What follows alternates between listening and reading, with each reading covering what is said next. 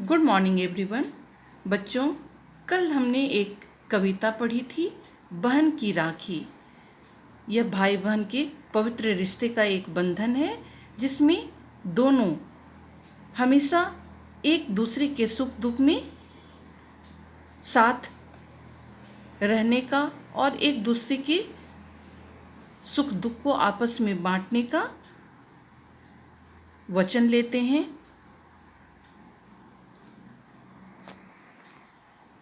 तो हमने इस कविता को पढ़ा और उसके अर्थ को भी समझा। आज हम बुक में दिए हुए कुछ अभ्यास को करेंगे। सबसे पहले हम प्रश्न उत्तर को देखते हैं। कविता में राखी को कैसा बंधन बताया गया है? तो हम क्या कहेंगे कि कविता में राखी को रक्षा बंधन बताया गया है, यानी यह बहन के द्वारा भाई की कलाई में बांधा गया एक रक्षा सूत्र है जो बहन बहुत ही उम्मीद के साथ अपने भाई की कलाई में बांधती है कि वह जीवन में जब भी ज़रूरत पड़े उसे रक्षा दे, उसकी रक्षा करे। दूसरा प्रश्न है, बहन भाई से क्या ना ठुकराने की बात कहती है? तो हम क्या कहेंगे? बहन भाई से राखी को केवल कच्चा धागा समझकर नहीं ठुकराने के लिए कहती है। कहने का मतलब है कि वह यह कहती है कि तुम इसे केवल रेशम के धागे समझकर इसे ठुकरा मत देना, क्योंकि इसके साथ मेरी बहुत सारी उम्मीदें जुड़ी हुई हैं। इसे तुम केवल एक कच्चा धागा मत समझना, क्योंकि यह मेरी जीवन भर की उम्मीदों का एक डोर है। तीसरा प्रश्न है, बहन भाई से क्या बचाने को कह रही है? तो हम क्या कहेंगे कि बहन भाई से मुसीबत के समय अपनी लाज बचाने को कह रही है।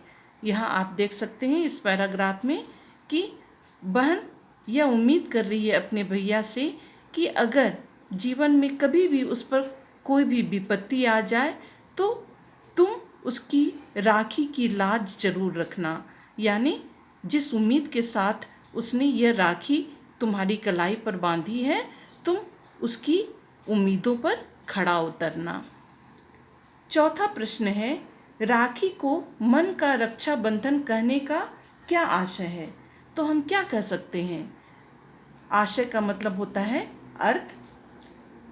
तो हम इसके उत्तर में कह सकते हैं कि मन का रक्षा बंधन का अर्थ है सुख दुख के समय हमेशा एक दूसरे की सहायता के लिए तैयार रहना। यानी जब भी विपत्ति पड़े तो वे दोनों एक दूसरे की मुसीबत में सहायता करें। अब अगला प्रश्न है, इस कविता के कवि कौन हैं? तो आप क्या कहेंगे? इस कविता के कवि राम प्रकाश राकेश हैं। यहाँ आप देख सकते हैं, यहाँ उनका नाम लिखा हुआ है। अब आगे है, कविता की पंक्तियाँ पूर्ण कीजिए। इस राखी में डैश भैया डैश, यहाँ पर ये आप करेंगे। कविता की पंक्तियों से देख करके इन्हें यहाँ पर आप भर लेंगे। ये आपके लिए होमवर्क है। यहाँ दूसरा प्रश्न है, बिना तुक वाले शब्द पर गलत का निशान लगाइए। यहाँ बंधन, रक्षा और जीवन में तुक वाले शब्द कौन कौन सही हैं? बंधन और जीवन, और रक्षा जो है वह गलत होगा। दूसरा प्रश्न है, बचानी, निशानी और भैया, यहाँ ये दोनों सिमिलर हैं और भैया जो है ये गलत होगा। अब है, ठीक उत्तर पर टिक का निशान लगाइए। बहन राखी के दो धागों में प्यार भरा जीवन बताती है और मोती गुथे हुए बताती है। ये गलत होगा और ये सही होगा। बहन भाई से प्रार्थना करती है कि वह समय पड़ने पर बहन को बहुत सा धन दे। गलत होगा। बहन को जल्दी जल्दी अपने यहाँ बुलाए, ये भी गलत होगा। और समय पड़ने पर बहन की लाज बचाए, यह बिल्कुल सही आंसर होगा। आगे है, दूसरे पद्यांश में इन्हें का अर्थ है राखी के कच्चे धागों को और दिए हुए रुपयों को, ये गलत होगा और ये सही होगा। तीसरे पद्यांश में तुम्हारी का अर्थ है बहन की और भाई की, यहाँ कौन सही होगा? तो यहाँ सही होगा बहन की। अब भाषा बोध में हम देखते हैं, पर्यायवाची शब्द लिखिए। कर, कर का मतलब होता है हाथ। बंधु, बंधु का मतलब हो गया भाई। मन, मन का हो गया मस्तिष्क।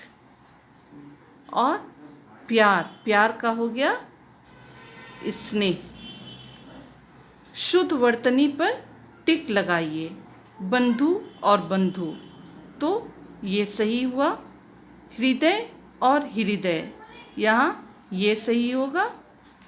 रक्षा और रक्षा, ये सही होगा। निशानी और निशानी, ये गलत होगा, निशानी। अब है, पुल्लिंग और स्त्रीलिंग शब्द अलग अलग छांट कर लिखिए। ये ग्रामर के लिए आप छोड़ दीजिए। ये भी उदाहरण देखिए और 3-3 अक्षरों वाले 3 शब्द सोचकर लिखिए जिनके अंत में न वर्ण आता है। ये सभी आप खुद करने की कोशिश कीजिए। जैसे यहाँ पर बंधन लिखा हुआ है, उसी तरह यहाँ आपको 3 लिखना है, अक्षर लिखना है, जीवन। ये आप सोच करके खुद से लिखिएगा। और यहाँ एक अक्षर भरकर 2 शब्द बनाइए। यहाँ पर एक ऐसा अक्षर लिखना है जो 2 शब्द बन जाएं। अगर यह लिख दीजिएगा तो हृदय और समय 2 शब्द बन जाएंगे। अब मैंने यहाँ कुछ वाक्य बनाए हैं। हाथ, हाथ से मैंने बनाया, जादूगर के हाथ की सफाई देख मैं दंग रह गया। यहाँ दूसरा वाक्य आप बनाएंगे। भाई, भाई से मैंने बनाया, भाई और बहन के बीच प्यार का एक पवित्र रिश्ता है। यहाँ दूसरा वाक्य आप बना लेंगे। बंधन, हमारा पूरा परिवार प्यार के बंधन में बंधा हुआ है, यानी हम सभी एक सूत्र में बंधे हुए हैं, प्यार के सूत्र में बंधे हुए हैं हमारा पूरा परिवार। यहाँ दूसरा वाक्य आप बना लेंगे। निशानी, यह घर हमारे पूर्वजों की निशानी है। पूर्वज यानी हमारे जो पुरखे हैं उन्हें हम पूर्वज कहते हैं। तो यह घर हमारे पूर्वजों की निशानी है। यहाँ दूसरा वाक्य आप बनाएंगे।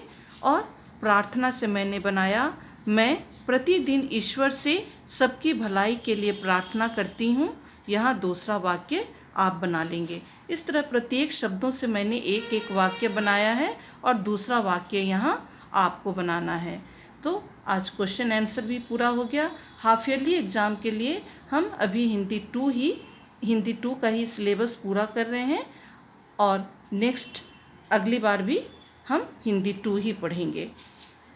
तो आज के लिए इतना ही। Thank you.